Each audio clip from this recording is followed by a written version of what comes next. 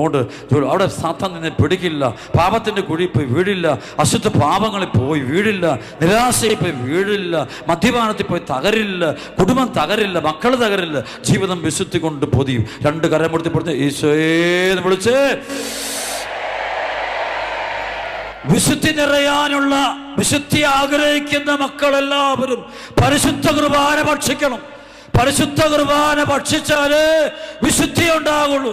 കടങ്ങളുടെ പൊറുതിക്കും പാപങ്ങളുടെ ബോധനത്തിനുമായിട്ട് അർപ്പിക്കപ്പെടുന്ന ഇവിടെ കർത്താവിന്റെ കാൽവരി ബലി സ്വീകരിച്ചെങ്കില് വിശുദ്ധി പ്രാപിക്കാൻ പറ്റുള്ളൂ. അവിടെ വിശുദ്ധിക്ക് വേണ്ടി ആഗ്രഹിക്കണം. നീ വിശുദ്ധി ഉണ്ടെങ്കിൽ സാത്താനെ കീഴ്പ്പെടുത്താൻ പറ്റുള്ളൂ.